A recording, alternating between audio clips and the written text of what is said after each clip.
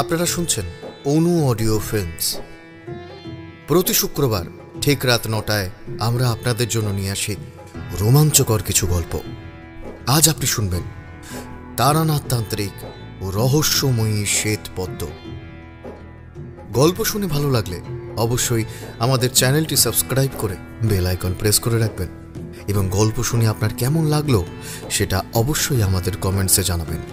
শুরু হচ্ছে তারানাথ তান্ত্রিক ও রহস্যময়ী শ্বেতপদ্ম।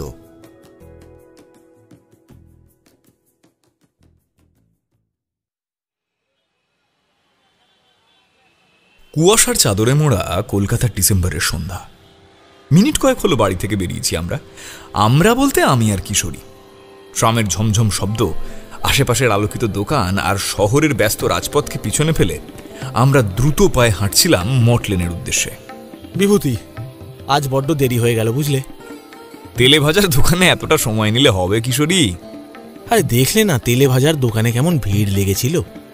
তেলে ভাজার দোকানে কতটা সময় নষ্ট করলে বলো তো? তার উপর আবার তুমি বাড়ি থেকেও এসেছো দেরি করে। কি করব, গিন্নিকে নিয়ে একটু বের হতে হলো যে। এই বলেই আপন মনে বিড়বিড় করতে লাগলো কিশোরী। তেলে ভাজা নিয়ে নিলাম, পাসিং শো নেওয়া হয়ে গেছে, সব ঠিক আছে, এবার দ্রুত হাঁটে যাক। তোমার যে আর তর সইছে না দেখছি। গতবারের ওই ভয়ঙ্কর পিশাচিনীর ঘটনাটা শুনে তুমি যেভাবে থম মেরে বসে গিয়েছিলে, আমি তো বাড়ি যাবার জন্য ডেকেও তুলতে পারছিলাম না তোমাকে। সত্যি কি এত বিভৎস ভয়ানক ঘটনার সম্মুখীন হয়েছিলেন ঠাকুরমশাই, নাকি সবটাই ওনার মন গড়া? না কিশোরী, ঠাকুরমশাই যা বলেন তা মন গড়া ঘটনা বলেন বলে তো মনে হয় না। নিশ্চয়ই ওনার জীবনে এমন সব অভিজ্ঞতা ঘটেছিল। বাস্তব অভিজ্ঞতা না থাকলে এত নিখুঁত বর্ণনা দেওয়া মনে হয় না ওনার পক্ষে সম্ভব হতো। ইতিমধ্যেই আমরা পৌঁছে গেছি তারানাথের বাড়ি। আজ চারি নেই। ঠাকুরমশাই নিজেই দরজা খুললেন। আমাদের দেখা মাত্রই বরাবরের মতো মৃদু গম্ভীর কণ্ঠে বলে উঠলেন, আরে তোমরা এসো এসো, ভালো সময় এসেছো। চা বসাতে যাচ্ছিলাম, ভালোই হলো, একসাথে বসে চা খাওয়া যাবে। চা নয় ঠাকুরমশাই, চায়ের সাথে তেলে ভাজা দিয়ে মুড়ি হলে কিন্তু বেশি জমবে ব্যাপারটা। তেলে ভাজা আর পাসিং শোয়ের প্যাকেটটা ঠাকুরমশাইয়ের দিকে এগিয়ে দিল কিশোরী।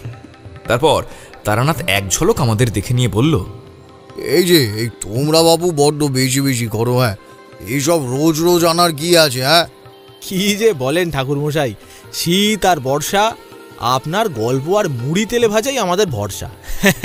কি তাই তো নাকি? তাছাড়া আপনার মুখ থেকে ভৌতিক গল্প শোনার সাথে সাথে তেলে ভাজার স্বাদ পাওয়াটা তো দারুণ ব্যাপার। তারানাথ রান্নাঘরের দিকে যেতে যেতেই গভীর স্বরে বললেন, গল্প নয়, গল্প নয়, বাস্তব অভিজ্ঞতা কিশোরী। যে যাই বলুক, তোমরা কখনোই তা মানবে না হয়তো। আমিও কিশোরীকে ইশারায় থামতে বললাম। এইবারটি সে যে ঠাকুরমশাইয়ের সাথে মশকরা করেনি, মুখ ফসকে কথাটা বেরিয়েছে তা আমিও বুঝেছি। যাই হোক, কিছুক্ষণের মধ্যেই তারানাথ চা আর তেলে ভাজার সঙ্গে মুড়ি মাখা নিয়ে উপস্থিত হলেন আমাদের সামনে। নাও নাও, শুরু করো শুরু করো। আমি চায়ের কাপ হাতে তুলে নিয়ে বললাম, আপনিও শুরু করুন, নতুন কোন অভিজ্ঞতার কথা আমরা জানতে পারি। তারানাথ চায়ে চুমুক দিয়ে শুরু করলেন,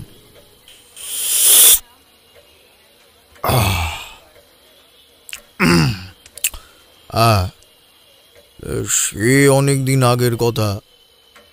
আমি তখন পথে ঘাটে ঘুরে বেড়াই, সাধু সঙ্গ করি।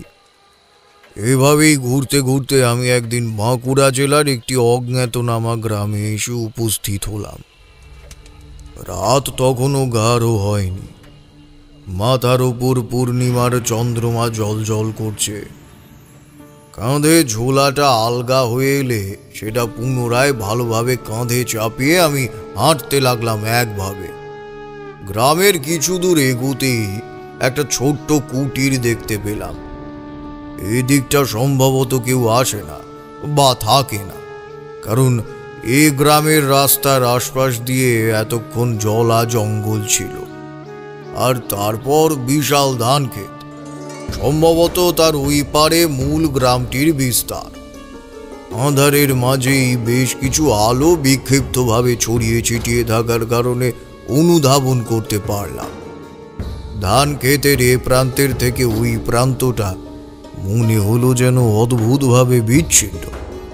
কেবল একটি কুটির ব্যতীত এদিকে আর কোনো জনবসতি নেই।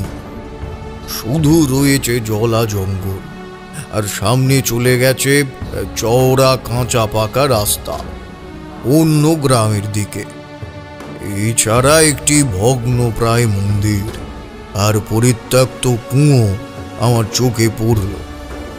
কুটিরের পেছন দিকটায়, অর্থাৎ গ্রামের বাম পাশে, একটা জলা জমি পেরোতেই রয়েছে বিশাল সরোবর, যাকে প্রথম দেখায় যে কেউ দিঘি বলেই ধরে নেবে।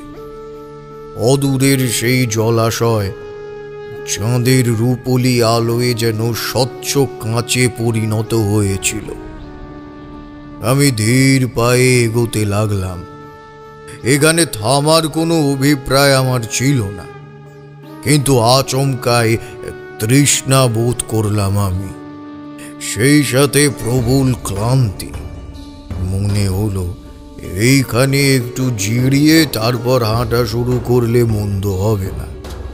তাছাড়া মাথার উপর পূর্ণিমার আলো বিদ্যমান, অনায়াসেই হাঁটা যাবে। এই ভেবে সামনের একটি বট গাছের তলায় ক্লান্ত দেহখানি নিয়ে বসে পড়লাম। চারপাশ শান্ত, কোথা থেকে যেন ঝিঁঝি পোকার ডাক শোনা যাচ্ছে। মৃদু বাতাসের শব্দ ভেসে আসছে আশপাশ থেকে।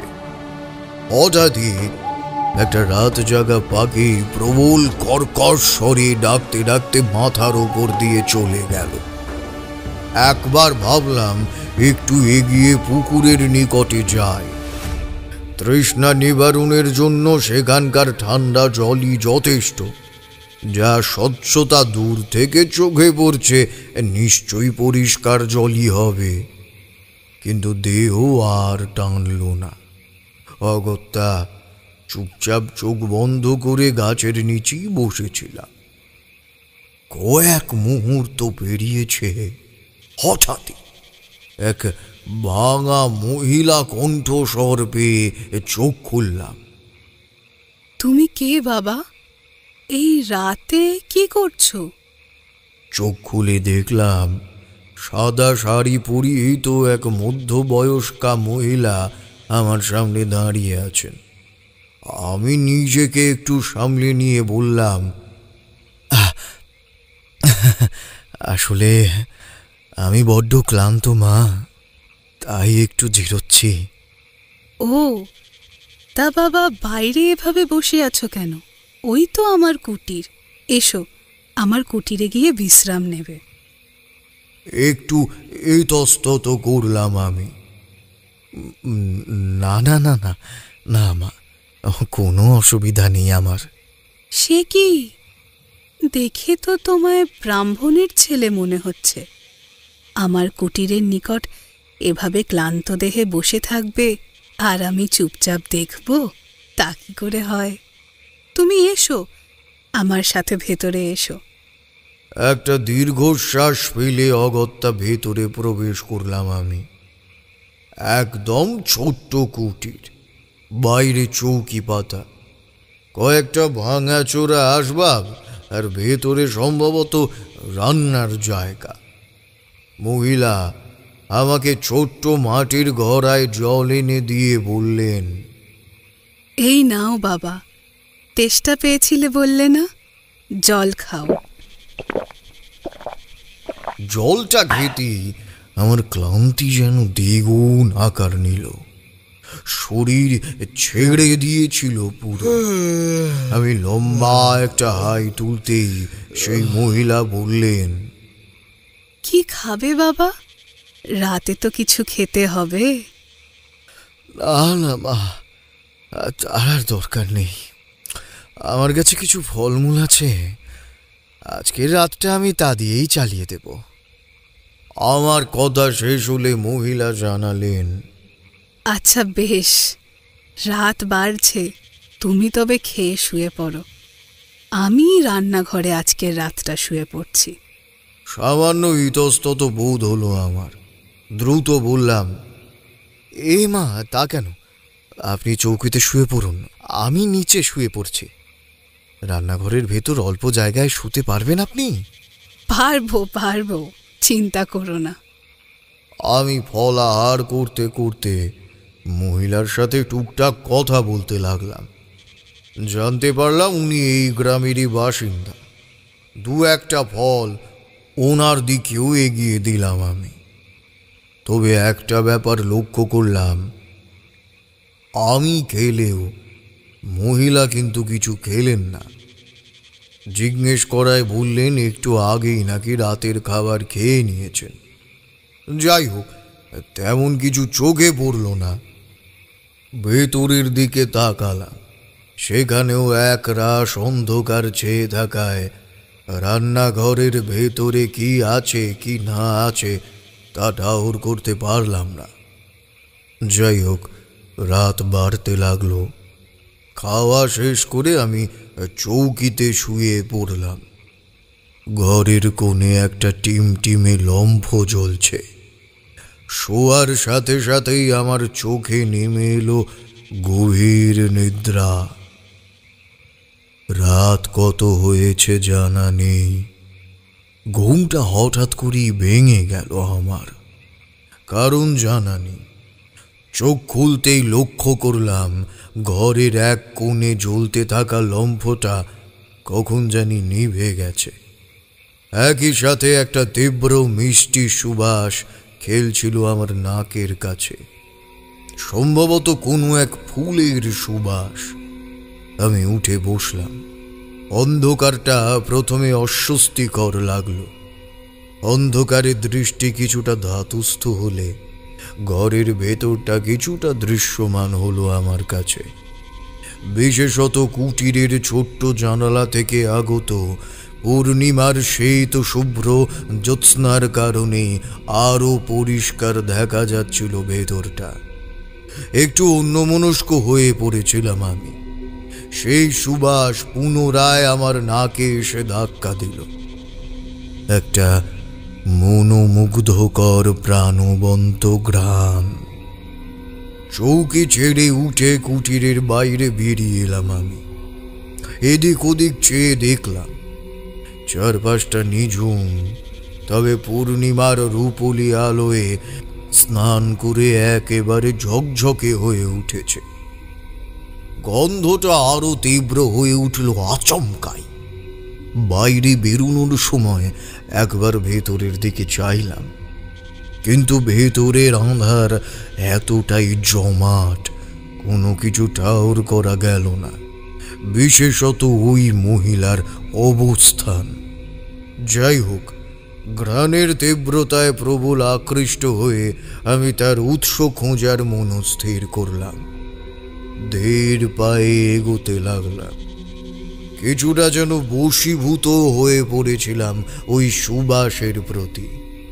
এক পা করে অতঃপর এসে উপস্থিত হলাম সেই বিশাল পুষ্করিণীর নিকট। সুঘ্রাণে বিভোর হয়ে এতটাই বেহুঁশ ছিলাম যে কুটির থেকে জলাজমি পার করে কখন যে এতটা পথ পেরিয়ে এলাম তা নিজেই টের পেলাম না। এত দূর সব স্বাভাবিক ছিল, কিন্তু এরপর যা দেখলাম তা আমার কল্পনার বাইরে।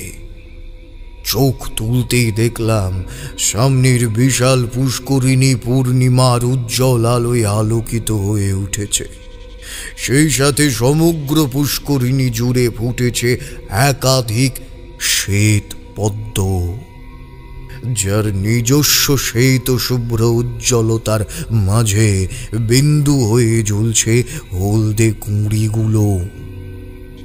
মুগ্ধ হয়ে সম্পূর্ণ পুষ্করিণীটা দেখতে লাগলাম আমি। এই শ্বেতপদ্ম যেন কোনো সাধারণ শ্বেতপদ্ম নয়, এ যেন শ্বেত শুভ্র হয়ে অপ্রত্যাশিতভাবে জ্বলছিল ওই পুষ্করিণীর মধ্যস্থলে। এক নয়, অগুন্তি। এমনকি তাদের মধ্যে থাকা কুঁড়ির থেকেও বিচ্যুত হচ্ছিল হলুদ রঙা স্ফটিক আলো। সেই তো শুভ্রের সাথে জ্বলতে থাকা একাধিক হলদে আভা গোটা পুষ্করিণী জুড়ে সৃষ্টি করেছিল ঝলমলে আলোর। এমন অলৌকিক অভূতপূর্ব দৃশ্য এর আগে আমি কখনোই দেখিনি, আমার চোখে তো ধরা পড়েনি। পুষ্করিণীর গভীর টলটলে জলে ভাসছিল প্রজ্বলিত শ্বেত পদ্ম, একাধিক। সম্পূর্ণ পুষ্করিণী ভরে উঠেছিল সেই আলোকময় শ্বেত শুভ্র পদ্মের চমক আর সুবাসে। যেমন গঙ্গার বুকে রাশি রাশি দীপক জ্বালালে তা আলোকিত হয়ে উঠবে, তেমনি এই পুষ্করিণী শ্বেত পদ্মগুলো জ্বলে ওঠায় একেবারে আলোকিত হয়ে আছে। আমি নিষ্পলক হয়ে দেখছিলাম সেই দৃশ্য, বিশ্বাস করতে পারছিলাম না নিজের চোখকে। পুষ্করিণীর মধ্যে যাওয়ার জন্য তার পার ঘেঁষে কয়েক ধাপ বাঁধানো সিঁড়ি রয়েছে, যা নেমেছে সোজা জলের দিকে। সিঁড়ির দ্বিতীয় ধাপে হঠাৎই একটি নারী অবয়বকে বসে থাকতে লক্ষ্য করলাম।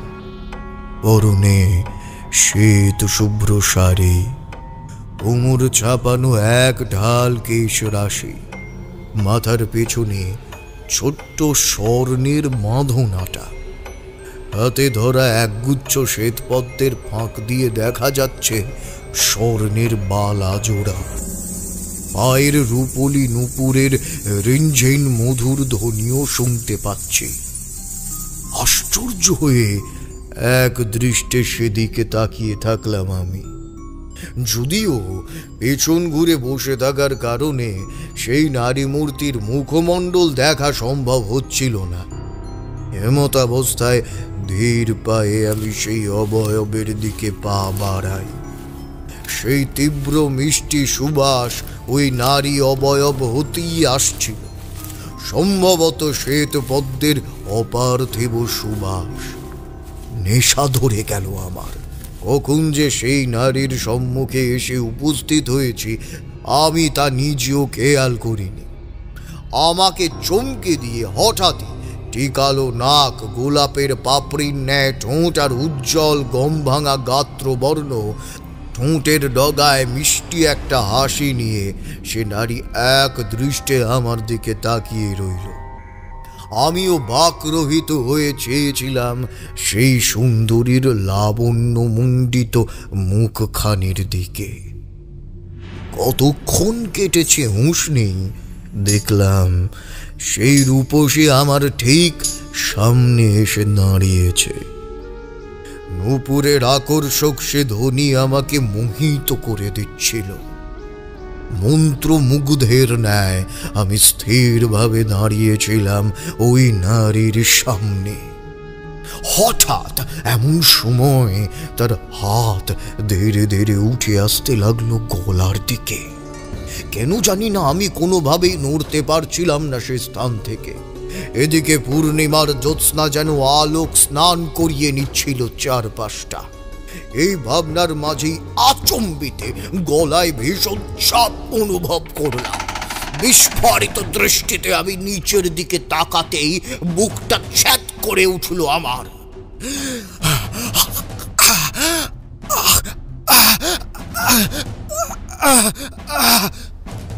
দেখলাম আমার গলায় সরাসির ন্যায় চেপে বসেছে একটা কঙ্কালের হাত।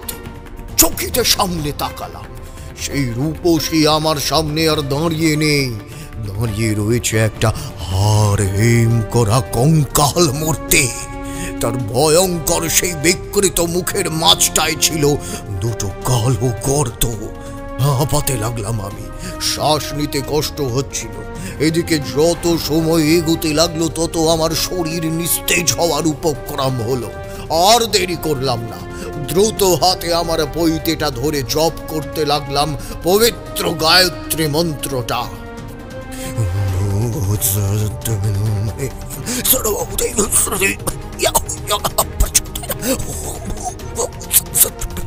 আমার বাবা একবার বলেছিল, যখন কোনো বিপদ আপদের মাঝে নিজেকে ভাবি এই পবিত্র গায়ত্রী মন্ত্র জপ করবি, সত্যি বর্তমানে তা কাজে আসে। গায়ত্রী মন্ত্র জপ করার মাঝেই আমি অনুভব করলাম আমার গলার সেই চাপ বোধ ধীরে ধীরে কমে আসছে এবং একসময় তা শেষ হয়ে যায়। আমি কাশতে কাশতে দু পা পিছিয়ে গিয়ে পুষ্করিণীর দিকে তাকালাম। এতক্ষণ যে জল চন্দ্রিমার জ্যোৎস্নায় ঝলমল করছিল, যার মাঝে চন্দ্রমার স্নিগ্ধ আলোয় শ্বেতপদ্মরা আলোকিত হয়ে উঠেছিল, সেখানে কোথাও কিচ্ছু নেই। কেবল কুচকুচে কালো জলে গোল গোল হয়ে বিশাল বিশাল ঢেউ উঠছিল। আমি আর এক মুহূর্ত সেখানে থাকলাম না। গলায় হাত রেখে কুটিরের দিকে এগোতে লাগলাম, কিন্তু কোনো কুটির দেখতে পেলাম না। একি, একটু আগেও তো এখানেই কোথাও একটা কুটিরটা ছিল। আমি বিশ্রাম নিচ্ছিলাম, তবে কোথায় গেল? এই অদ্ভুত মায়াজালে আমাকে বিভ্রান্ত করার অর্থটা কি? কেনই বা করা হলো? কে করলো? কি চলছে এখানে? এই রহস্য লুকিয়ে রয়েছে এই পুষ্করিণীর মধ্যে। আর পারলাম না, চোখে আঁধার নেমে এলো ধীরে ধীরে। সেই বট গাছটার তলায় ধপ করে বসে পড়লাম আমি। তারপর কখন কিভাবে জ্ঞান হারালাম আমি নিজেও বুঝতে পারলাম না। কত সময় অতিবাহিত হয়েছে জানা নেই। বেশ কিছু কণ্ঠস্বর কানে এলো আমার। কারা জানি নিজেদের মধ্যে বলা বলি করছে, আলোচনা করছে। আমি ধীরে ধীরে চোখ খুলতেই দেখলাম দিনের আলো ফুটেছে। সূর্যদেবের রশ্মি এসে পড়েছে আমার মুখে চোখে। এদিকে আমার সামনের এতজনকে দেখে একটু বিচলিত হয়ে উঠলাম। তাদের মধ্যে বিকাশ নামক এক ব্যক্তি উদ্বিগ্ন হয়ে জিজ্ঞাসা করল, আপনি ঠিক আছেন সাধু বাবা? এখানে কিভাবে এলেন? আমি ধান ক্ষেতের ঠিক মাঝ বরাবর পড়ে আছি। বিকাশ পুনরায় বলল, চাষিরা সকালে খেতে এসে আপনাকে উপুর হয়ে পড়ে থাকতে দেখে, তারপর ওরাই চিৎকার করে আপনাকে ডাকাডাকি শুরু করে। এক মুহূর্তের জন্য বিদ্যুতের ধাক্কা খেলাম আমি। গতকাল তো বট গাছের তলায় লুটিয়ে পড়েছিলাম, চোখ ভারী হয়ে এসেছিল। তারপর তো আর নড়াচড়া করিনি। তাহলে এই ধান ক্ষেতের মাঝখানে কি করে এলাম আমি? সবার দিকে ক্লান্ত দৃষ্টিতে চেয়ে নিচু স্বরে বললাম, জানি না। আমি তো ওদিকের কুটিরে গতকাল বিশ্রাম নিচ্ছিলাম। তারপর মাঝরাতে ওই পুকুরে শ্বেতপদ্ম দেখে আর ওই ভয়ঙ্কর কঙ্কাল। আমার কথা শুনে এক মহিলা হাহুতাশ করতে শুরু করলো সেই মুহূর্তে। হায় ভগবান! সাধু বাবাও ওই মায়ার চক্রজালে আবদ্ধ হয়ে পড়েছিল। আর ওই কুটির, ওখানে সাধু বাবার কিভাবে থাকা সম্ভব? আমি বুঝলাম এরা সকলেই এখানকার গ্রামবাসী। আমার বেশভূষা দেখে সাধু বাবা বলে ডাকছে। কিন্তু কুটিরে কিসের সমস্যা? সেখানে থাকা যাবে না কেন? আমি জিজ্ঞাসা করলাম, আচ্ছা, এক মধ্যবয়স্কা ভদ্রমহিলা গতকাল ওই দিকের পুকুর ধারের কুটিরটায় আশ্রয় দিয়েছিলেন আমায়। কেন? কি হয়েছে? আরে সে কুটির আজ বহুদিন হলো বন্ধ। আপনি সেখানে বিশ্রাম নেবেন কিভাবে? আশ্চর্যচকিত হয়ে ছুটে গেলাম সেদিকে। গত রাতে ঘোরের জন্য কুটিরটা কোথায় ছিল বুঝতে পারিনি। এখন গিয়ে দেখলাম সত্যিই তো তালা দেওয়া কুটির। সামনেটায় মাকড়সার জাল আর ধুলোর আস্তরণ স্পষ্ট বয়ান করছে এই স্থানে বহু কাল হলো কারোর পা পড়েনি। তাহলে গতকাল এখানে কিভাবে আমি বিশ্রাম নিতে পারি? আর ওই পুষ্করিণীর রহস্যটাই বাকি। তাতে ফুটে থাকা শ্বেতপদ্মের কাহিনী বাকি। কেন ওরকম একটি দৃশ্য দেখলাম আমি? আমার জন্য ওরকম অদ্ভুত মায়া কেন সৃষ্টি করা হলো? ওই অল্প বয়সী মেয়েটাই বা কে? আমাকে বিভ্রান্ত দেখে গ্রামের লোকজন নিজেদের মধ্যে কিছু একটা নিয়ে আলোচনা করতে লাগলো। বুঝতে পারছিলাম না আমি কিছুই। একটা দীর্ঘশ্বাস ফেলতেই বিকাশ আমার কাছে এসে বলল, খুব জোরে বেঁচে গেছেন আপনি সাধু বাবা। ওই মায়াবিনীর মায়াজালে যে ফেঁসেছে সে আর বেঁচে থাকেনি, মারা গেছে। থানা পুলিশ যখনই হয় তখন জানা যায় প্রচণ্ড আতঙ্কিত হয়ে হৃদরোগে মারা গেছে। কিন্তু আতঙ্কের সেই কারণ আমাদের অনুমেয়। এই ভয়ঙ্কর মায়াজালে আটকে কত নিরীহ মানুষ প্রাণ হারিয়েছে। আমি কিছু বলবার অবস্থায় ছিলাম না। শরীরটা ভীষণ ভারী লাগছিল। আমার ওরকম অবস্থা দেখে বিকাশ বলল, আপনি আমার সাথে আসুন ঠাকুরমশাই। গ্রামের এদিকটায় এখন আর কেউ থাকে না এই মায়াজালে আবদ্ধ হয়ে প্রাণ হারানোর আতঙ্কে। যদিও সে গ্রামবাসীর কোনো ক্ষতি করেনি, কিন্তু বলা তো যায় না। আমরা সবাই ধান ক্ষেতের ওপারেই থাকি, ওটাই আসল গ্রাম আমাদের। আসুন। কোনো রকমে পা ফেলে বিকাশের ঘরে এসে বসলাম। বিকাশের স্ত্রী জল মিষ্টি দিয়ে গেল। আমাকে বিধ্বস্ত দেখে বিকাশ বলল, আপনি আজ এখানেই বিশ্রাম নিন ঠাকুরমশাই। আমরা দুজন স্বামী স্ত্রী থাকি মাত্র, আপনার কোনো অসুবিধা হবে না। আমি কয়েক ঢোক জল খেয়ে একটা স্বস্তির নিঃশ্বাস ফেললাম। তারপর জিজ্ঞেস করলাম, সেই শিব গ্রামবাসীর কোনো ক্ষতি করেনি মানে? কার কথা বলছেন আপনি? কে মায়াজাল সৃষ্টি করে? বিকাশ একটু এদিক ওদিক চেয়ে নিচু ভয়ার্ত কণ্ঠে বলল, কমলিকা। সেই তো মায়াজাল সৃষ্টি করে সবাইকে মারছে। সবাই মানে গ্রামবাসীর কোনো ক্ষতি আজ অবধি করেনি। শুধুমাত্র এ গ্রামে বাইরের যদি কেউ পা রাখে তখনই সে মায়াজাল সৃষ্টি করে তাদের হত্যা করে। বাইরের কেউ কিংবা অন্যান্য গ্রামের গ্রামবাসী কেউ এ গ্রামের ওই পথ ধরে যেতে সাহস পায় না। কিন্তু উপায় তো নেই। একমাত্র ওই সরোবরের পাশের রাস্তাটাই রয়েছে যা এই গ্রামকে অন্যান্য গ্রাম এবং ওই সদরের সাথে যুক্ত করেছে। সেখানে যেতে গেলে মানুষকে এই গ্রামের উপর দিয়েই যেতে হয়। আর যখনই যায় তখনই তাদের নির্মমভাবে হত্যা হয়। আপাতভাবে তা হৃদরোগ প্রমাণিত হলেও তার কারণ কি পুলিশ আজ অবধি স্পষ্টভাবে তা জানাতে পারেনি। আমি কয়েক মুহূর্ত নীরব থাকলাম। তারপর জিজ্ঞেস করলাম, কিন্তু কে কমলিকা? কেন তার বাইরের লোকের প্রতি এত রাগ? আর ওই মধ্যবয়স্কাই বা কে? আচ্ছা, ওই পুষ্করিণীতে কি কিছু ঘটেছিল? নতুবা মায়াজালের সৃষ্টি পুষ্করিণীতেই কেন হয়? বিকাশ আমার দিকে কিছু সময়ের জন্য নীরব হয়ে চেয়ে রইল। ইতিমধ্যেই দুপুরের খাবারের প্রস্তুতি শুরু করেছে তার স্ত্রী। আমাকে সে বলে, আপনি আগে স্নান টান সেরে নিন, দুপুরের খাওয়া দাওয়া করুন, বলবো আমি আপনাকে সব বলবো। বিকাশের বাড়ির কাছাকাছি একটি পরিষ্কার জলের ডোবা রয়েছে। দেখলাম বেশ কিছু গ্রামবাসী সেখানেই স্নান করছে। আমাকে দেখতেই এক ভদ্রলোক বললেন, ঠাকুরমশাই, এখন শরীর ঠিক আছে তো? আমাদের বিকাশ অতিথিদের যত্নে ত্রুটি রাখে না।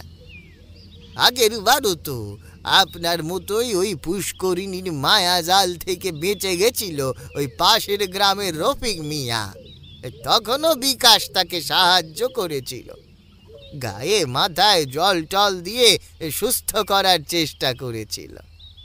এরপর গাঁয়ের অল্প বয়সী ছেলেরা মিলে রফিক মিয়াকে তার ঘর পর্যন্ত ছাড়তে গেছিল। সে কি ভয়ঙ্কর অভিজ্ঞতার সম্মুখীন হয়েছিল লোকটা! আমাদের যখন বলছে, আমাদের রোমকূপ তো রীতিমতো খাড়া হয়ে গেছিল। সে কি সেই অভিজ্ঞতা? রফিক বলেছিল ওই সেবার জরুরি কাজে সদর গেছিল, সে ফিরতে রাত হয়ে যায়। যাই হোক, আল্লাহর নাম নিয়ে ওই রাস্তা পেরোচ্ছিল সে। হঠাৎই মাঝপথে ঠিক ওই কুটিরের সামনে সেই সাইকেলটা বন্ধ হয়ে যায় তার। বোধহয় চেন আটকে গেছিল, কোনোভাবেই চালু হয় না সাইকেল। এইদিকে মাথার ওপর থাকা পূর্ণিমার চাঁদ যেন তার জ্যোৎস্না ঢেলে স্নান করাচ্ছিল রফিককে। অনেক চেষ্টার পরেও রফিক সেই সাইকেলটা ঠিক করতে না পেরে মন স্থির করলো সেটা এক পাশে রেখে পায়ে হেঁটেই গ্রাম পার করবে। যেমন ভাবনা তেমন কাজ। বট গাছের তলায় সাইকেলটা রেখে সে হাঁটতে লাগলো নিজের গ্রামের উদ্দেশ্যে।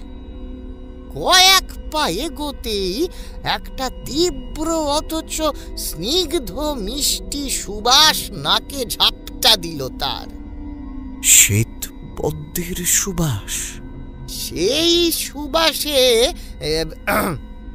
হ্যাঁ কি বললেন? যাক, সেই সুবাসে এক অদ্ভুত আকর্ষণ ছিল, যার কারণে এই রফিক মিয়া ধীর পায়ে এগিয়ে চলে সেই সুবাসের উৎসের খোঁজে। অবশেষে খুঁজতে খুঁজতে এগিয়ে আসে সেই পূর্ণিমার জ্যোৎস্নার রাতে গভীর টলটলে বিশাল সরোবরের নিকটে। আর সেইখানে গিয়ে যা দেখলো ঠাকুরমশাই, তাতে তার মাথা ঘুরে গেল।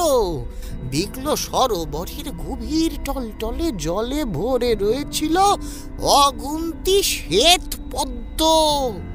শুধু তাই নয়, রীতিমতো চন্দ্রমার শুভ্র আলোকে তারা যেন জলের মধ্যে শ্বেত শুভ্র হয়ে জ্বলছিল। সেই সাথে রাশি রাশি দীপ্তমান শ্বেত পদ্মের মাঝে হলদে হয়ে জ্বলছিল তাদের কুঁড়িগুলো। তাছাড়া তাদের চারিদিকে ছেয়ে ছিল অসংখ্য জোনাকিরা। এই দৃশ্য দেখে বিভোর হয়ে যায় রফিক মিয়া। সে স্নিগ্ধ মিষ্টি সুঘ্রাণ তাকে ক্রমশ নেশাতুর করে তুলেছিল। অন্যমনস্ক হয়ে পড়েছিল একটু একটু করে। আচম্বিতে এক নারী মূর্তির প্রাদুর্ভাব ঘটল তার সামনে। ঠাকুরমশাই, অপূর্ব সুন্দর এক তরুণী, রূপে দেহ সৌষ্ঠবে স্বর্গের অপ্সরাকেও পরাজিত করতে পারে সে। সেই রূপ আর ফুলের সুবাস পাগল প্রায় করে দিচ্ছিল নাকি তাকে। ওই নারীর উজ্জ্বল কোমল হাত ধীরে ধীরে রফিকের বুক স্পর্শ করলো। তারপর তা ধীরে ধীরে ওপরের দিকে উঠতে লাগলো। এক অপার ভালো লাগা ছেয়েছিল রফিকের সর্বশরীরে। কিন্তু আচমকা সে হাত কঠিন কঙ্কালের হাতের কাঠামোয় পরিবর্তিত হয়ে গেল। আর সেই অপরূপ দেহ সৌষ্ঠব রূপান্তরিত হলো কঙ্কালে, বিকৃত কঙ্কাল। বিস্ফারিত দৃষ্টিতে রফিক সেদিকে চেয়ে থাকলো, কিন্তু কিচ্ছু করতে পারছিল না। কারণ সে কঙ্কালের হাত এতটাই জোরে চেপে বসেছিল রফিক মিয়ার গলায় যে সে নড়ার ক্ষমতাটুকু পর্যন্ত হারিয়ে ফেলেছিল। যন্ত্রণায় জর্জরিত হয়ে নিঃশ্বাস প্রায় ত্যাগ করবার প্রাক্কালে রফিক মিয়া তার মৌলানার দেওয়া রক্ষা তাবিজটির কথা মনে করল। হাতেই বাঁধা ছিল ওইটা, কিন্তু একটা মন্ত্র পড়ে ফু মারলে তবেই সে তাবিজ কাজ করা শুরু করবে নাকি। মনে পড়তেই সে দ্রুত সে কাজ করলো ঠাকুর মশাই। আর কয়েক মুহূর্তের বিলম্ব, তারপরেই কাজগুলো এত দ্রুত করেছিল যে আকস্মিক তার চোখের সামনে কি ঘটছে সেটা দেখারও তার সময় ছিল না। চোখ বুজে মন্ত্র পড়ে তাবিজে ফু দিতেই একটা বিকট চিৎকার কানে এলো রফিক মিয়া। তারপরেই ধীরে ধীরে গলার কাছের ব্যথাটা কমে এলো। সেই কঙ্কাল মূর্তি মিলিয়ে গেল অন্ধকারে। রফিক প্রায় হাঁপাতে হাঁপাতে গলায় হাত রেখে ছুটে এসেছিল গ্রামের এদিকটায়। কোন রকমে ধান ক্ষেত পার করলো, আর হেঁটে আমাদের গ্রামের ভেতর অব্দি আসতে পারেনি। ভয়ে আতঙ্কে ওইখানি অজ্ঞান হয়ে পড়ে যায়। বুঝলেন ঠাকুর মশাই? অতঃপর আমি বুঝলাম কি ঘটছে এই গ্রামে। ফিরে এসে দুপুরের খাওয়া দাওয়া সারলাম। বলা যায় ভুঁড়ি ভোজের আয়োজন করেছিল বিকাশের গিন্নি। আমি তো রীতিমতো নিজের মনে করেই কপট বকাবকি করলাম। তাতে বিকাশ মৃদু হেসে বলে, আরে সাধু বাবা, আপনি আমার গুরুজন, আপনার বকুনি শুনে আমরা কিছু মনে করব না। এই সামান্য আয়োজনে ইতস্তত বোধ করলে হয়? আপনি ব্রাহ্মণ মানুষ, ব্রাহ্মণের সেবার একটু তো সুযোগ দিন। আমি আর কথা বাড়ালাম না। ভাত, মুগের ডাল, আলু ভাজা, 2 রকমের মাছ, চাটনি। সত্যি অনেক দিন পর, বুঝলে, অনেক দিন পর তৃপ্তি করে খেয়েছিলাম। তবে আমার জন্য এই বিশেষ পরিশ্রম না করলেও চলতো। খাওয়া শেষ করে বিকাশের দেখানো একটা ছোট্ট ঘরে বিশ্রাম হেতু প্রবেশ করলাম। স্নান করার সময় যে ভদ্রলোকের সাথে কথা হলো তার বলা কাহিনী শুনে পরিষ্কার অনুধাবন করতে পারলাম এ স্পষ্ট কোনো রাগ আর প্রতিশোধ স্পৃহার গল্প। আমি গলা খাঁকড়ে বিকাশকে জিজ্ঞাসা করলাম, আচ্ছা বিকাশ, তখন কমলিকা নামক একটা মেয়ের কথা বলছিলে, কি ব্যাপার বলো তো? কে সে? একটু দ্বিধান্বিত কণ্ঠেই শুরু করলো বিকাশ। কমলিকা এই গ্রামেরই মেয়ে ছিল। ওর বাবা তাপস জেলের কাজ করত। কমলিকার যখন 10 বছর বয়স তখন ওর বাবার মৃত্যু হয়।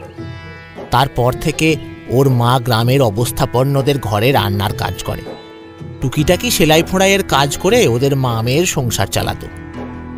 তাপসরা খুবই দরিদ্র ছিল, কিন্তু দরিদ্র ঘরে জন্ম নিলেও কমলিকা ছিল একদম আলাদা। মেয়েটার যেমন ছিল সুন্দর রূপ, তেমনই গুণ। দারুণ সুন্দর হাতের কাজ ছিল তার। মাটির ঘর সাজানোর জিনিস, পুতুল তৈরি, এইসব করতে পারত। শুধু তাই নয়, তাতে আবার নানান রকমের রঙও লাগাতো। রান্নার সামগ্রীও তৈরি করত, যেমন মাটির থালা, মাটির গ্লাস, হাঁড়ি, কড়াই। তারপর সেগুলো হাতে বিক্রি করত। তবে সবচেয়ে বেশি নজর কাড়ত কমলিকার কণ্ঠস্বর। এত সুন্দর গান গাইতো না, আমরা গ্রামের সবাই মুগ্ধ হয়ে গান শুনতাম ওর। যাই হোক, এ গ্রামে নামকরা এক গৌরী মন্দির আছে। কমলিকা রোজ সকাল সকাল ওখানে পুজো দিয়ে আসতো। আর ওই শ্বেতপদ্ম, বছরের একটি বিশেষ সময় পাওয়া যায় তা। কমলিকা সেই সময়টার জন্য অপেক্ষা করত। তারপর তা পেড়ে নিজের হাতে পুজো দিত মায়ের কাছে। একদিন পাশের গ্রামের জমিদার বাবুর ছোট ছেলে বেড়াতে এলো এ গ্রামে। এখানকার স্বনামধন্য স্বর্ণ ব্যবসায়ী ভবতেশ বাবুর বাড়িতে উঠেছিল সে। আসলে ভবতেশ বাবু জমিদার বাবুর বিশেষ পরিচিত ছিলেন। জমিদার বাবুর ছেলের সাথে তার এক ইংরেজ বন্ধু এসেছিল। আসলে এখানকার জাগ্রত গৌরী দেবীর ওই মন্দির দর্শনে ছিল তাদের মূল উদ্দেশ্য। যাই হোক, তরুণ 2 যুবক রীতিমতো গোটা গ্রাম দাপিয়ে বেড়াতে লাগলো দুজন মিলে। এমনকি 2 দিনের মধ্যেই গ্রামের বাকি ছেলেদের সাথেও বন্ধুত্ব হয়ে যায় তাদের। একদিন গৌরী দেবীর মন্দিরেই জমিদার বাবুর ছেলের সেই ইংরেজ বন্ধুটি কমলিকাকে দেখে। গুনগুন করে গান গাইতে গাইতে পুরোহিত মশাইয়ের সাথে পুজোর কাজে সাহায্য করছিল সে। কমলিকার গান, তার লাবণ্যমণ্ডিত চেহারা, পরিধেয় শ্বেত শুভ্র শাড়ি, হালকা গয়না আর কোমর ছাপানো কেশরাশির সৌন্দর্য দেখে মুগ্ধ হয়ে যায় সেই ইংরেজ ছেলেটি। এক দেখাতেই পছন্দ হয়ে যায় তার কমলিকাকে। বন্ধুত্ব করার চেষ্টা করে। প্রথম দিকে কমলিকা বিশেষ পাত্তা দিতে চায়নি বা হয়তো ভয় পেয়েছিল। এমন সময় তাকে প্রেম নিবেদন করে বসল ইংরেজ ছেলেটি। ঘৃতাহুতির মতো জমিদার বাবুর ছেলেও কমলিকাকে অনুরোধ করতে লাগলো তার বন্ধুর প্রস্তাবে রাজি হওয়ার জন্য। একটু বিভ্রান্ত হয়ে পড়েছিল বছর 18 কমলিকা। অতঃপর সেই প্রেম প্রস্তাবে রাজি হয়ে গেল মেয়েটি। অল্প বয়স, বুদ্ধিমতী যতই হোক, অভিজ্ঞতা যে কাঁচা, কাজেই কাউকে বিচার করার ক্ষমতাও ছিল কম। এদিকে আসার পরই গ্রামের অনেক বাচ্চা আর বয়স্কদের চিকিৎসায় সাহায্য করত সেই ছেলেটি। চিকিৎসক ছিল কিনা, ছেলেটিকে বিনা পয়সায় নিজের গ্রামবাসীদের জন্য এত কিছু করতে দেখেই বিশেষত সেই প্রেম প্রস্তাবে রাজি হয়েছিল কমলিকা।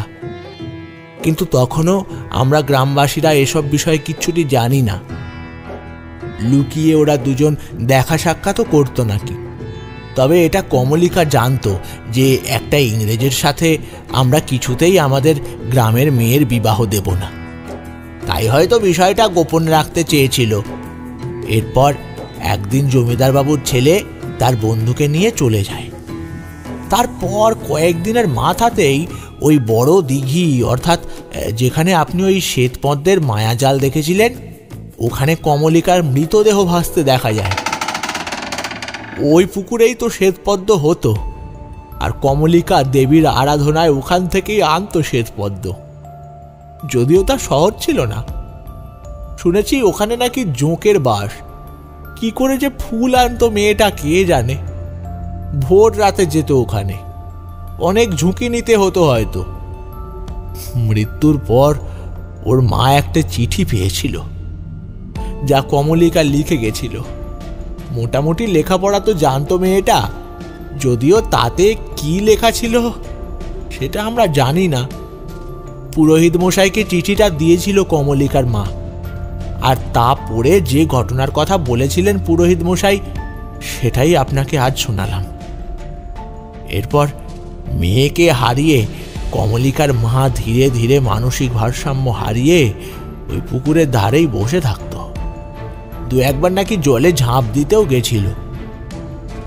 ওনার মন রক্ষার্থেই গ্রামবাসীরা ওই পুকুর ধারের পাশে একটা কুটির তৈরি করে দিয়েছিল ভদ্রমহিলাকে থাকার জন্য। তারপর থেকে ওখানেই থাকতে শুরু করলেন ওই মহিলা। এর কিছু সপ্তাহ পর একদিন খবর পেলাম সে মহিলা নাকি জলে ডুবে মারা গেছে। ব্যাস, এরপর থেকে তালা দেওয়া থাকে সেই কুটিরে। ওরা মা মেয়ে মিলে নাকি মায়াজাল সৃষ্টি করে, বাইরে থেকে যারা গ্রামে প্রবেশ করে তাদের শেষ করার উদ্দেশ্যে। এখন এর ভেতর কোনো গভীর রহস্য আছে কিনা তা একমাত্র মন্দিরের পুরোহিতই বলতে পারবেন। আপনি বিকেল করে একবার যেতে পারেন, এমনি গৌরী দেবীর মন্দিরটাও দেখে আসুন। বেশ, তার মানে কমলিকার আত্মা এখনো শান্তি পায়নি। ভয়ঙ্কর প্রতিশোধ স্পৃহা নিয়ে জেগে রয়েছে সে, তাই তো? হতে পারে। আমরা কেউ সচক্ষে কমলিকা, তার মা বা সেই মায়াজালকে দেখিনি। হয়তো অন্যরা দেখেছে, কিন্তু তারা সে বিভীষিকার কথা বলার জন্য তো আর বেঁচে নেই। গত 4 বছরে অনেকগুলোই মৃত্যু ঘটেছে এখানে। অদ্ভুত বিষয়, এরপর একবার জমিদার বাবুর সেই ছেলেটি এ গ্রামের পথ দিয়ে সন্ধ্যের দিকে যাচ্ছিল, কিন্তু বাড়ি আর পৌঁছতে পারেনি। পুলিশ তদন্ত করে জানায় কোনো কিছুতে আতঙ্কিত হয়ে হৃদরোগে মারা গেছে। সেদিন জমিদার বাবুর ছেলে একা ছিল, সাথে কেউ ছিল না। শুনেছি বন্ধুর এমন মৃত্যুতে সেই ইংরেজ ছেলেটিও গভীর শোকাহত হয়েছিল, বিলেত যাওয়ারও সিদ্ধান্ত নিয়েছিল। তারপর কি করেছে জানা নেই। ঘটনাটা বলতে বলতে বিকাশ একটু অন্যমনস্ক হয়ে পড়েছিল। বাইরে বিকেল ঘনিয়ে আসতে দেখে বলল, আমাকে একটু বাজারে যেতে হবে সাধু বাবা, আজ আমি আসি কেমন? আপনি চাইলে একবার গ্রামের মন্দিরটা দেখে আসতে পারেন। বিকাশ চলে যাওয়ার কিছুটা সময় পর আমি গৌরী দেবীর মন্দিরে এলাম। বেশ পরিষ্কার পরিচ্ছন্ন মন্দিরটি। ভেতরে শঙ্খধ্বনি আর ঘণ্টার শব্দ পাচ্ছি। সিঁড়ি ভেঙে গর্ভগৃহে পৌঁছতে একটা কণ্ঠস্বর কানে এলো আমার। আসুন সাধু বাবা, আসুন। আমি অপেক্ষাতেই ছিলাম যে আপনি কখন আসবেন। এক গ্রামবাসীর মুখে শুনলাম যে ঘটনাটা আপনার সাথে ঘটেছে তার কথা। তারপর থেকেই আপনার সাথে দেখা করার কৌতূহল জাগছিল আমার। ভালোই হলো আপনি এলেন দেখা করতে, যদিও একবার আমার মনে হলো যে আপনি হয়তো আসতে পারেন। আমি মন্দিরের দালানে বসে বললাম, 4 বছর ধরে আপনাদের গ্রাম এক বিভীষিকায় ডুবে রয়েছে। আপনারা কোনো ব্যবস্থা নেননি? মানে পুলিশ তো নিচ্ছে ব্যবস্থা, আমরা কি আর করব? সবটাই থানা পুলিশের হাতে ছাড়া আছে। আমি গভীর দৃষ্টিতে পুরোহিত মশাইয়ের দিকে চেয়ে বললাম, আপনার কিচ্ছুটি করার নেই? সত্যিই কি কিছু করার ছিল না? পুরোহিত মশাই অবাক চোখে আমার দিকে তাকিয়ে বললেন, কি বলতে চান আপনি? একটা দীর্ঘশ্বাস ফেলে আমি বললাম, এই পরিস্থিতির থেকে হয়তো আমি আপনার গ্রামকে বের করে আনতে পারি, কিন্তু তার জন্য আপনার সহায়তার প্রয়োজন হবে আমার। পুরোহিত মশাইয়ের জিজ্ঞাসু দৃষ্টি দেখে বললাম, পুরো সত্যিটা আমায় বলুন পুরোহিত মশাই, আমার জানাটা দরকার। যে বিভীষিকার মধ্যে দিয়ে গেছি। পুরোহিত মশাই হঠাৎ উঠে মন্দিরের জানলার কাছে এসে একটা দীর্ঘশ্বাস ফেললেন। তারপর উদাস কণ্ঠে বললেন, ওই ইংরেজ ছেলেটির সাথে কমলিকার সম্পর্কের কথা গ্রামে জানাজানি হওয়ার আগেই কমলিকার মৃত্যু ঘটেছিল। এরপর বিষয়টা গ্রামে জানাজানি হলে গ্রামবাসীরা ধরে নেয় যে হয়তো ছেলেটি প্রতারণা করে চলে যাওয়ার কারণেই কমলিকা আত্মহত্যা করেছে। ভালোবাসত হয়তো ওই ছেলেটিকে। ওর এভাবে চলে যাওয়ার কষ্টে দুঃখে মেয়েটি হয়তো আত্মহত্যা করল। কিন্তু আসল সত্যিটা ও ওই চিঠিতে লিখে গেছিল, বুঝলেন? যা একমাত্র আমি পড়েছিলাম। গ্রামবাসীদের সম্পূর্ণ সত্য আমি এখনো বলিনি, বলতে পারিনি। ভয় ছিল যদি তারা কমলিকাকে খারাপ ভাবে বা ঘটনাটা জানার পর ওর মায়ের সাথে খারাপ ব্যবহার করে, তাই চুপ করে মনের মধ্যেই সমাধি দিয়েছিলাম সেই সত্যের। যখন কমলিকা আত্মহত্যা করে তখন গর্ভবতী ছিল। ছেলেটি চলে যাবার পর কমলিকা তা জানতে পারে। প্রচন্ড ভয় পেয়ে গিয়েছিল মেয়েটি।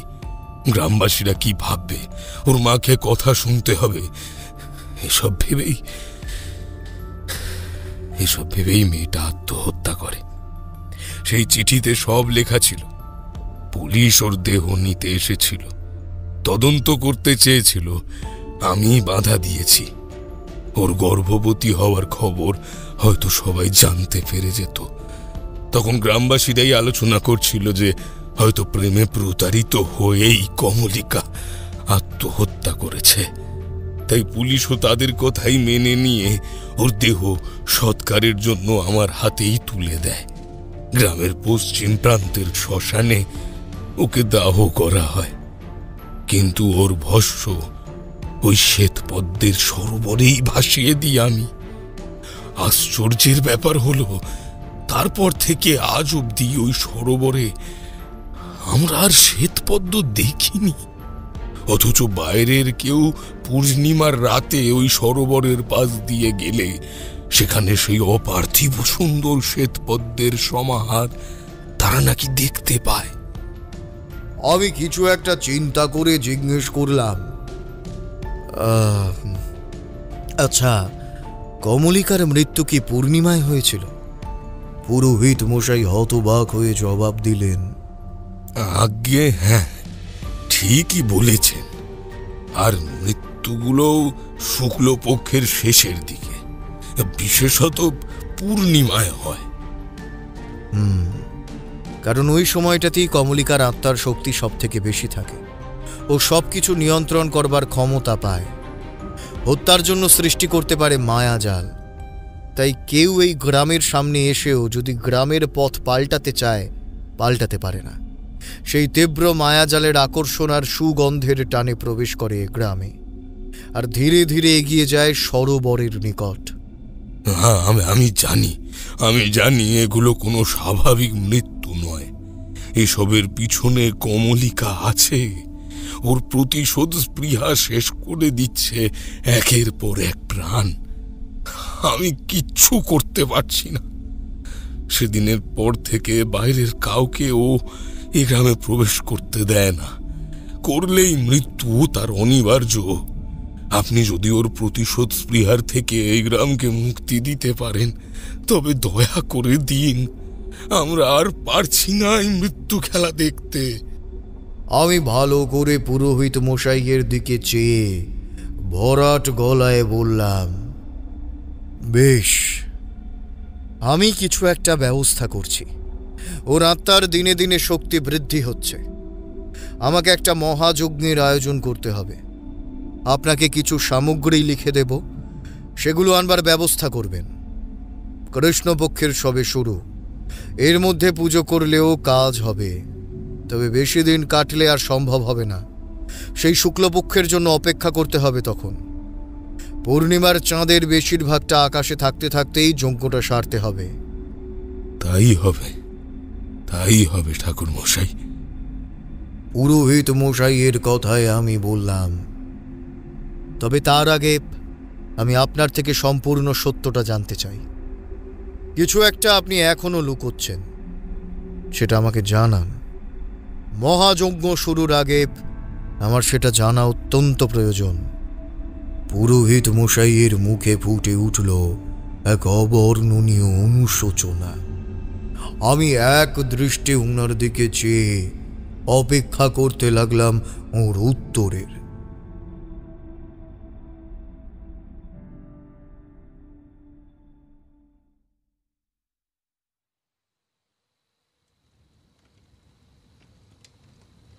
গভীর মধ্যরাত, আকাশের চাঁদ সামান্য আংশিক হতে শুরু করেছে।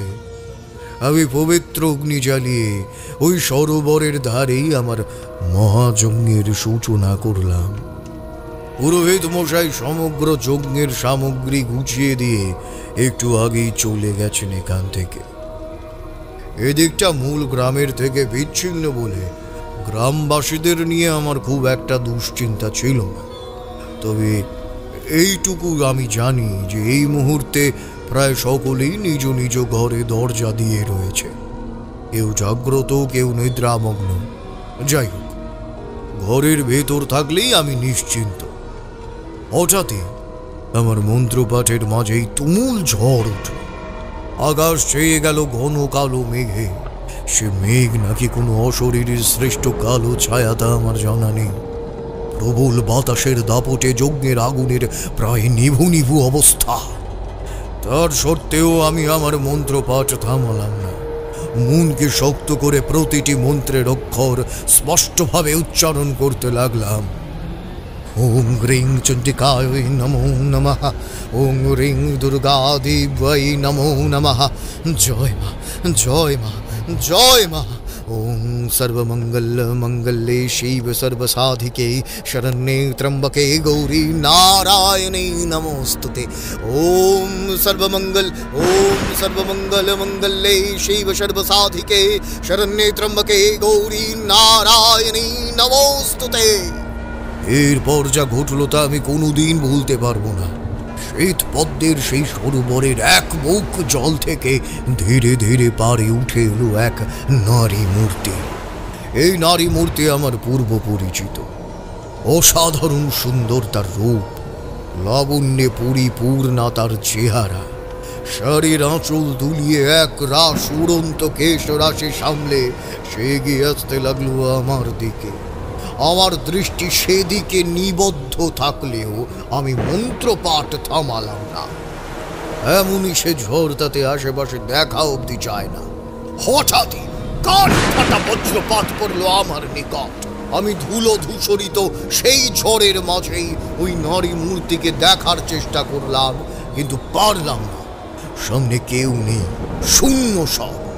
আচমকা আমার পেছন দিক থেকে নূপুরের শব্দ পেলাম, সেই সাথে খিলখিল হাসি।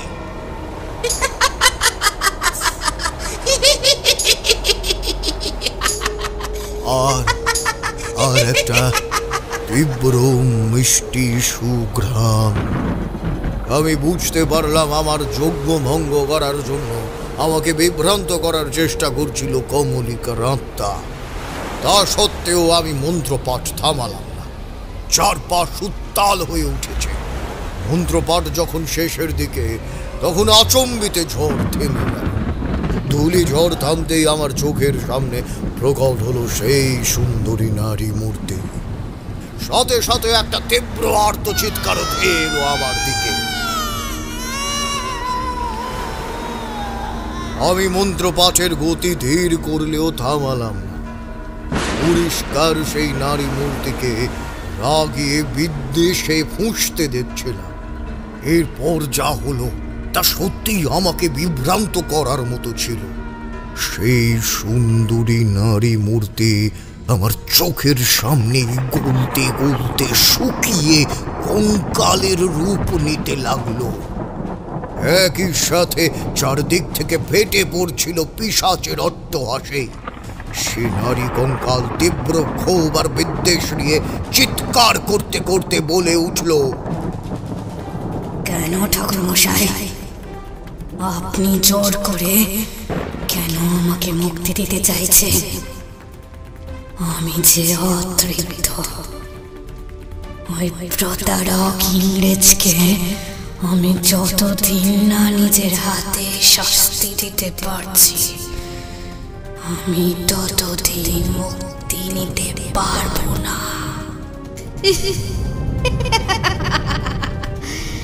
ততদিন এই মৃত্যু খেলা চলতে থাকবে। আপনি জোর করে আমাকে মুক্তি দেওয়ার চেষ্টা করলে আপনারও যে বিপদ হতে পারে। মৃত্যু আপনারও ঘটতে পারে ঠাকুরমশাই। আমি গম্ভীর কণ্ঠে জিজ্ঞাসা করলাম, কমলিকা, তুমি যে প্রতিশোধ স্পৃহার বশে এই হত্যাগুলো করছো তা অর্থহীন। এভাবে নিজের আত্মাকে এই মর্তলোকে বন্দী রাখার কোনো মানেই নেই। তুমি জানো তার কারণ? প্রচণ্ড আক্ষেপ আর কান্না ফেটে পড়ল সেই নারীর কণ্ঠস্বরে। কঙ্কাল রূপ থেকে নিজের স্বরূপে ফিরে সে বলল,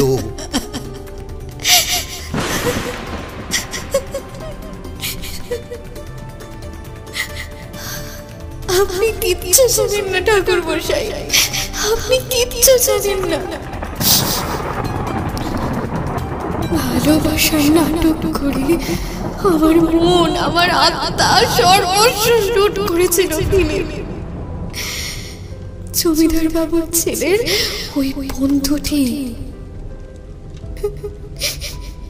এক সকালে, তারপর আমরা জানতে পারি ওরা গ্রাম ছেড়ে চলে গেছে। বাধ্য হয়ে পাশের গ্রামের ওই জমিদার বাড়িও গিয়েছিলাম।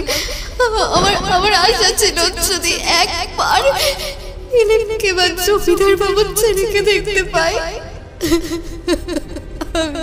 চেয়েছিলাম একবার ওদের প্রশ্ন করবো কেন আমাকে কিছু না জানিয়ে চলে গেল। তারপর একদিন জমিদারের এক লক্ষ্মী এসে আমার হাতে একটা চিঠি দিয়েছে। ফিলিপের চিঠি। তাতে লেখা ছিল সে সদর বেরিয়ে যাচ্ছে। আমাদের মধ্যে যা ছিল নিছক একটা ভুল সম্পর্ক, সেই সম্পর্ক আর টানবে না। জানেন তো, আমি সেদিনই বৈদ্যর থেকে জানতে পারি আমি গর্ভবতী। বলা বাহুল্য, বৈদ্য পুরোহিত মশাইয়ের স্ত্রী ছিলেন। আমি কি করব কিছু বুঝতে পারছিলাম না। আমি নিজের সম্মান বাঁচাতে বাধ্য হয়ে চলে যাচ্ছি।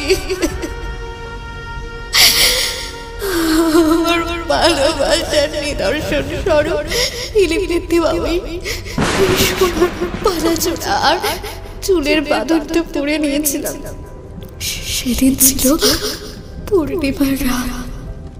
একাধিক শ্বেতপদ্ম ফুটেছিল এখানে।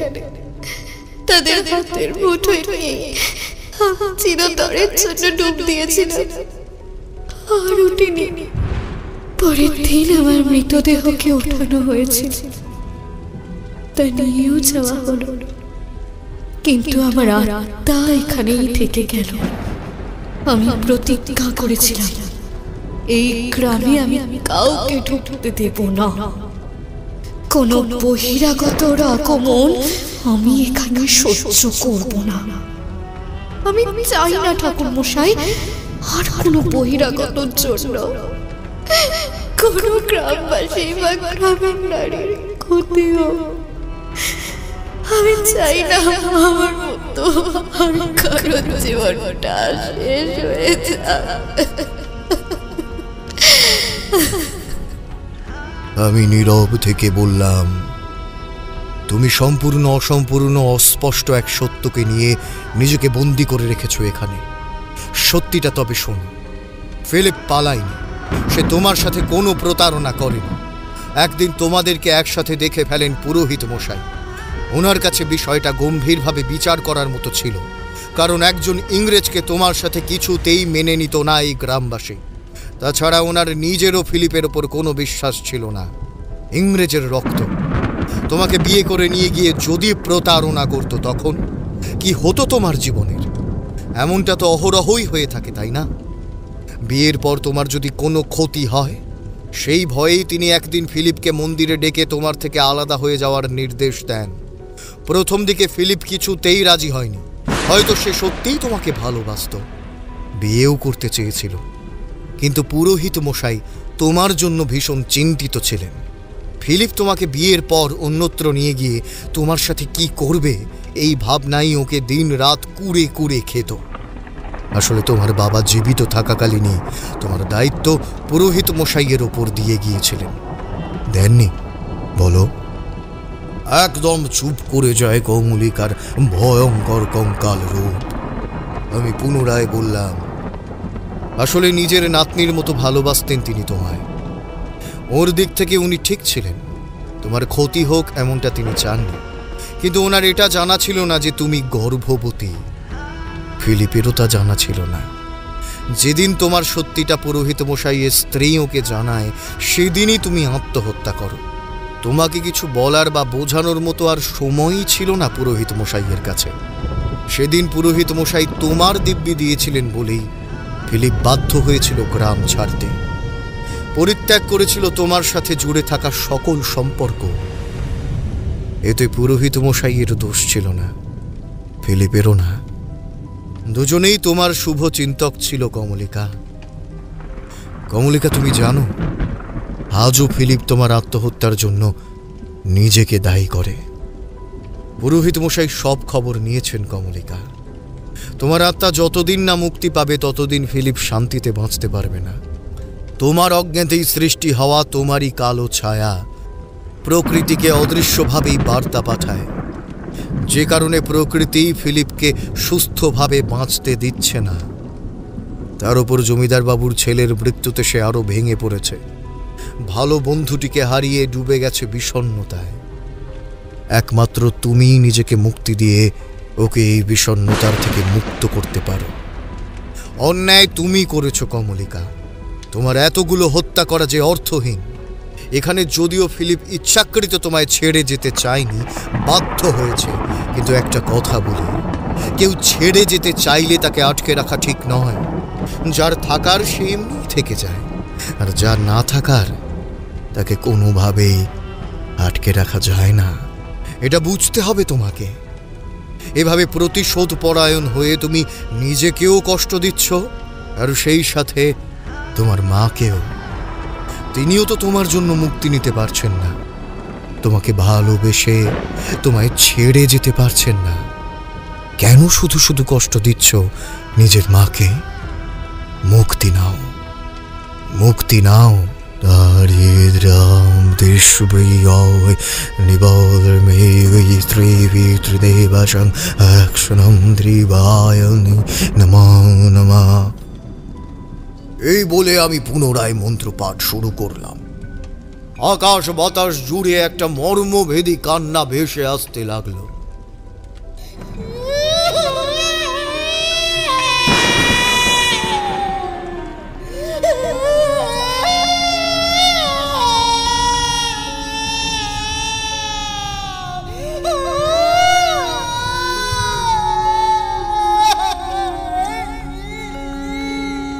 কমলিকা হয়তো নিজের ভুল বুঝতে পেরেছিল। আমার মন্ত্র পাঠের সাথে সাথে দেখলাম কমলিকার সুন্দর রূপটা ধীরে ধীরে পুছতে শুরু করেছে। তারপর তো তা একটু একটু করে শুকোতে শুকোতে কঙ্কালের আকার ধারণ করলো, যার মুখ বিকৃত, চোখের কোটর জোড়া অন্ধকার। এরপর আরো শুকিয়ে একসময় ধুলো হয়ে ঝরে পড়ল মাটিতে। তারপর সেই ধুলো কুণ্ডলি পাকাতে পাকাতে সোজা প্রবেশ করলো আমার যজ্ঞের আগুনে। ব্যাস, নিস্তব্ধ হয়ে এলো চারপাশ। এতক্ষণ ধরে যে তাণ্ডব চলছিল তার আর কোনো চিহ্নই নেই। কিছুক্ষণ থম মেরে বসে থাকলাম আমি। এত কিছু যে ঘটে গেল, চোখের নিমেষে ঘটে গেল, বিশ্বাসই করতে পারছিলাম না। হুঁশ ফিরতে দেখলাম দিনের আলোর রেখা ফুটতে শুরু করেছে একটু একটু করে, অর্থাৎ ভোর হতে চলেছে। আমার সমস্ত কিছু গুটিয়ে আমার পুঁটুলি বেঁধে উঠে দাঁড়ালাম। সহসা পুষ্করিণীর দিকে চোখ পড়তেই দেখলাম একটা শ্বেত পদ্ম ফুটে রয়েছে সরোবরের মাঝ বরাবর। আমার ঠোঁটে খেলে গেল এক সূক্ষ্ম হাসি। যদিও সেই পদ্ম বেশিক্ষণ থাকবে না, তবে দেখার সুযোগ তো মিলল। আর এ কোনো মায়া নয়, বাস্তবিক ফুল। একটা দীর্ঘশ্বাস ফেলে সেই স্থান আমি ত্যাগ করলাম। পরের দিন বেলার দিকে গৌরদেবীর মন্দিরে বসেই আলোচনা হচ্ছিল। তবে আমি এবং পুরোহিত মশাই দুজনেই কমলিকার গর্ভবতী থাকার কথাটা গোপন করে বাকি সবকিছুই তুলে ধরলাম গ্রামবাসীদের সামনে। বিকাশ একটু আশ্চর্যচকিত হয়ে বলল, এত কিছু ঘটে গেছিল? যাগ্গে, কমলিকা আমাদের গ্রামের মেয়ে, ওর আত্মা শান্তি পেয়েছে, এতেই আমাদের শান্তি। আর কোনো লোককে ভয়ে ভয়ে যেতে হবে না এ গ্রামের পথ ধরে। এখন থেকে নিশ্চিন্তে ওই সরোবর আপনারা ব্যবহার করতে পারেন, কোনো অসুবিধে নেই, আর কোনো ভয় নেই। গ্রামবাসীরা সকলেই আমাকে কৃতজ্ঞতা জানাল। এরপর আমি সকলকে বিদায় জানিয়ে প্রস্থান করলাম সেখান থেকে। সেবার যে অভিজ্ঞতা হয়েছিল তা আমার মনের মাঝে একটা গভীর প্রভাব ফেলেছিল। বাইরে তাকালাম, রাত গাঢ় হয়েছে। কিশোরীকে বললাম, চলো ভায়া, এবার ওঠা যাক। আজ তবে আসি ঠাকুর মশাই। তারানাথ কিছু বললেন না। সিগারেটের ধোঁয়া ছাড়তে ছাড়তে জানলার দিকে তাকিয়ে এক মনে কিছু একটা চিন্তা করছিলেন। ওনাকে আর বিরক্ত না করে আমি আর কিশোরী ঘর থেকে বেরিয়ে এলাম। আজকের অভিজ্ঞতা সত্যিই রোমহর্ষক। যাক, ঠাকুর মশাইয়ের অভিজ্ঞতাগুলোকে তুমি তবে কাহিনী না বলে অভিজ্ঞতা বলতে শিখে গেছো। কিশোরী আলতো হেসে আমার কথায় সহমত প্রদান করল। পথে এক রিক্সাওয়ালাকে দেখলাম তন্দ্রাচ্ছন্ন হয়ে ঝিমোতে। সেদিক থেকে চোখ ফিরিয়ে আমরা দুজনেই ধীরে ধীরে মটলেন ছেড়ে বাড়ির পথ ধরলাম।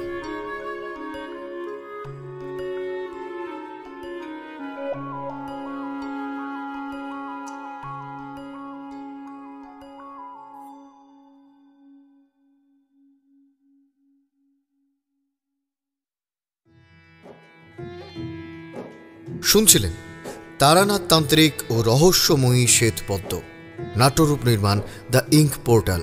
সমগ্র গল্পটির কণ্ঠ অভিনয় নির্মাণ করেছে ঋতুরাজ স্টুডিও।